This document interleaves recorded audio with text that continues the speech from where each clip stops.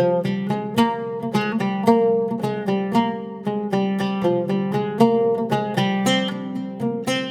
இன்னைக்கு தேங்காய் திரட்டுப்பால் எப்படி செய்கிறதுன்னு பார்க்க போகிறோம். இது ரொம்பவே டேஸ்டியான ஒரு ஸ்வீட் ரெசிபியாக இருக்கும், பாரம்பரியமான ஸ்வீட் ரெசிபியாக இருக்கும். வீடியோ படி அப்படியே செஞ்சு பாருங்கள், வீட்டில் இருக்க எல்லாரும் கேட்டு வாங்கி சாப்பிடுவாங்க. ரொம்பவே டேஸ்டியாக இருக்கும், செய்கிறதும் ரொம்ப ரொம்ப ஈஸி. ஹாய் ஃப்ரெண்ட்ஸ், வணக்கம். என் பேர் Rabi. Welcome to Indian recipes Tamil. வீடியோக்குள்ளே போகிறதுக்கு முன்னாடி நம்ம சேனல் இந்தியன் ரெசிபிஸ் தமிழை சப்ஸ்கிரைப் பண்ணிக்கோங்க, கூடவே இருக்க பெல் சிம்பலையும் கிளிக் பண்ணிக்கோங்க.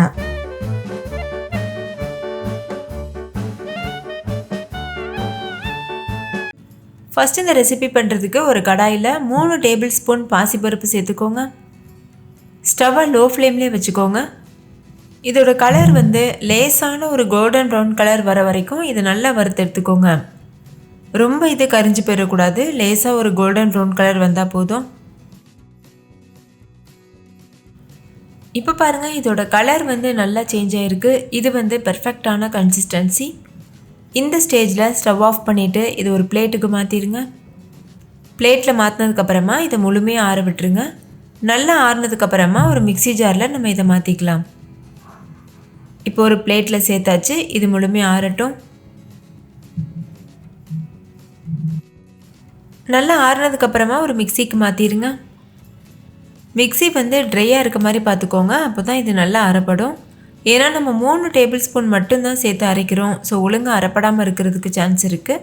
அதனால் ட்ரையான மிக்சியில் சேர்த்துட்டு எந்த அளவுக்கு ஃபைன் பவுடராக அரைக்க முடியுமோ அந்த அளவுக்கு ஃபைன் பவுடரை அரைச்சி எடுத்துருங்க. இப்போ பாருங்கள், இந்த அளவுக்கு இதை அரைச்சாச்சு.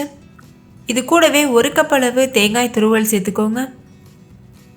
நீங்கள் ஃப்ரெஷ்ஷாக துருவின தேங்காய் கூட சேர்க்கலாம், அப்படி இல்லைன்னா மார்க்கெட்டில் கிடைக்கிற டெசிகேட்டட் கோகோனட் பவுடர் கூட சேர்க்கலாம்.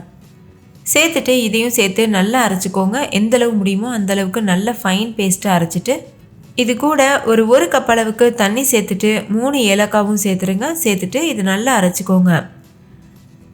இப்போ பாருங்கள், இது நல்ல ஒரு பேஸ்ட் போல் அரைப்பட்டிருக்கு. இப்போ இந்த பேஸ்ட்டை ஒரு கடாயில் சேர்த்துக்கோங்க.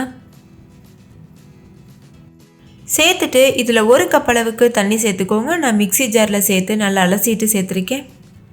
இப்போ கொஞ்சம் கூட கட்டிகள் இல்லாமல் இதை நல்லா மிக்ஸ் பண்ணிக்கோங்க. இப்போ வரைக்கும் ஸ்டவ் ஆன் பண்ணலை. நம்ம இதை நல்லா மிக்ஸ் பண்ணிவிட்டு அதுக்கப்புறமா ஸ்டவ் ஆன் பண்ணிக்கலாம். அப்படி இல்லைன்னா சீக்கிரமாகவே அங்கங்கே கட்டி விழுக ஆரம்பிச்சிடும். இப்போ பாருங்கள், நல்லா மிக்ஸ் பண்ணியாச்சு. இந்த ஸ்டேஜில் ஸ்டவ் ஆன் பண்ணிவிட்டு ஸ்டவ்வை மீடியம் ஃப்ளேம்லேயே வச்சுட்டு இது நல்லா கலந்துகிட்டே இருங்க. இதில் நம்ம பாசிப்பருப்பு சேர்த்துருக்கிறதுனால சீக்கிரமாகவே கெட்டிப்பட ஆரம்பிச்சிடும். இப்போ பாருங்கள், இதோட கன்சிஸ்டன்சி எந்த அளவுக்கு கெட்டியாக இருக்குன்னு. இது இன்னும் ஒரு 1 நிமிஷத்துக்கு நல்லா இது போல் மிக்ஸ் பண்ணிகிட்டே இருங்க. நம்ம கைவிடாமல் இதை மிக்ஸ் பண்ணிகிட்டே இருக்கணும், அப்போ தான் அடிப்பிடிக்காமல் இருக்கும். இந்த ரெசிபி திருநெல்வேலி பக்கம்லாம் ரொம்ப ஃபேமஸாக இருக்கும். இது ரொம்பவே டேஸ்டியாகவும் இருக்கும். இதில் நம்ம நெய், எண்ணெய், அதுக்கப்புறமா சுகர்லாம் சேர்க்காதனால இது ரொம்பவே ஆரோக்கியமானதும் கூட. ஸோ கண்டிப்பாக இதை ட்ரை பண்ணி பாருங்கள். இப்போ பாருங்கள், இது நல்லாவே கெட்டியாயிருச்சு. இது பெர்ஃபெக்டான கன்சிஸ்டன்சி. இந்த ஸ்டேஜில் நம்ம இது கூட வெல்லம் சேர்த்துடலாம். நம்ம 1 கப் அளவு தேங்காய் எடுத்திருந்தோம்ல, அதுக்கு 1 கப் அளவு வெல்லம் கரெக்டாக இருக்கும். நீங்கள் நல்லா தித்திப்பாக சாப்பிட ஆசைப்பட்டீங்கன்னா 1.5 கப் அளவுக்கு கூட வெல்லம் சேர்த்துக்கலாம். நான் பாகு வெல்லம் யூஸ் பண்ணியிருக்கேன். நீங்கள் நார்மலாக கிடைக்கிற வெல்லம் கூட யூஸ் பண்ணலாம். மண் இல்லாத நயமான வெல்லமாக பார்த்து கேட்டு வாங்கி யூஸ் பண்ணிக்கோங்க. இப்போ இந்த வெல்லம் முழுமையாக கரையிறது வரைக்கும் இது போல் கலந்துகிட்டே இருங்க. ஸ்டவ்வை லோ ஃப்ளேமில் வச்சுக்கோங்க.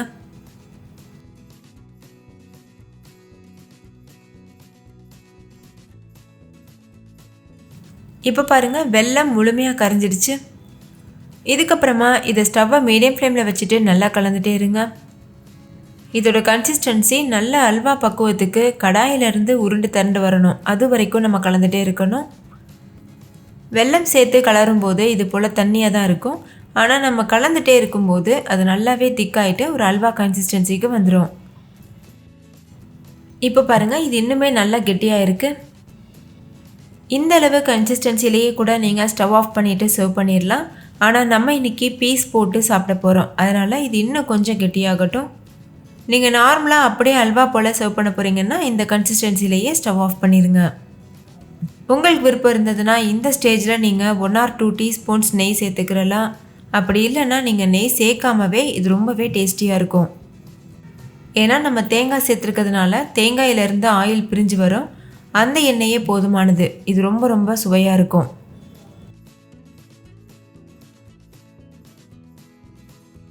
இது ஒவ்வொரு ஸ்டேஜ்லேயும் கொஞ்சம் கொஞ்சமாக கெட்டியாகிட்டே வரும். ஸோ நம்ம கைவிடாமல் கலந்துகிட்டே இருக்கணும், இல்லைன்னா அடிப்பிடிக்க ஆரம்பிச்சிடும்.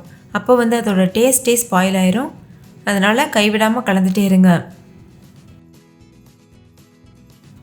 இப்போ இதோட கன்சிஸ்டன்சி பாருங்கள், நல்ல முழுமையாகவே திக்காயிருச்சு. இது பெர்ஃபெக்டான கன்சிஸ்டன்சி. இந்த ஸ்டேஜில் ஸ்டவ் ஆஃப் பண்ணிவிட்டு இது ஒரு ட்ரே அப்படி இல்லைன்னா ஒரு பிளேட்டுக்கு மாற்றிடுங்க. நான் ஒரு ட்ரேயில் பட்டர் ஷீட் போட்டு வச்சுருக்கேன். அதில் நான் மாற்றிக்க போகிறேன். ஒருவேளை உங்ககிட்ட பட்டர் ஷீட் இல்லைன்னா ஆயில் இல்லைன்னா கீ அப்ளை பண்ணிவிட்டு அதுக்கப்புறமா இது போல் மாற்றிடுங்க. ட்ரேக்கு மாற்றிட்டு இது போல் லெவல் பண்ணிக்கோங்க. ஒரு ஸ்பூன் வச்சுட்டு ஸ்பூனில் ஒட்டாமல் வர்றதுக்கு ஸ்பூனுக்கு பின்னாடி கொஞ்சமாக நெய் தடவிட்டு அதுக்கப்புறமா இது போல் லெவல் பண்ணுங்கள். இப்போ இது முழுமையாக ஆறட்டும். ஆறுனதுக்கப்புறமா ஃப்ரிட்ஜில் ஒரு 5 மணி நேரம் வச்சு எடுத்துக்கோங்க. ஃப்ரிட்ஜில் வச்சு எடுத்ததுக்கப்புறமா இந்த மாதிரி நல்லா கெட்டியாக இருக்கும். அப்போ நம்ம இதை பீசஸ் போட்டுக்கலாம். இது போல் ஒரு பிளேட்டில் கவிழ்த்திட்டு பட்டர் ஷீட் எடுத்துகிட்டு கட் பண்ணிடுங்க. உங்களுக்கு எந்த ஷேப்பில் விருப்பமாக இருக்கோ அந்த ஷேப்பில் கட் பண்ணிக்கோங்க. நான் ஸ்கொயர் ஷேப்பில் கட் பண்ண போகிறேன். அவ்வளோதான், ரொம்பவே டேஸ்டியான சத்தான தேங்காய் திரட்டுப்பால் சூப்பராக தயாராகிருச்சு. நீங்களே பாருங்கள், பார்க்கும்போதே சாப்பிடணும் போல் இருக்குல்ல. இதோட டேஸ்ட் நீங்கள் ஒரு டைம் சாப்பிட்டீங்கன்னா அதுக்கப்புறம் அடிக்கடி செஞ்சு சாப்பிட ஆரம்பிச்சிடுவீங்க. அவ்வளோ ருசியாக இருக்கும். ஓகே ஃப்ரெண்ட்ஸ், இந்த தேங்காய் திரட்டுப்பால் உங்களுக்கு ரொம்ப பிடிச்சிருந்தா லைக் பண்ணுங்கள். உங்கள் ஃப்ரெண்ட்ஸ் கூடவும் ஷேர் பண்ணுங்கள். நீங்களும் வீட்டில் செஞ்சு பார்த்துட்டு டேஸ்ட் எப்படி இருந்ததுன்னு கமெண்ட்டில் சொல்லுங்கள். தேங்க்யூ, பாய்.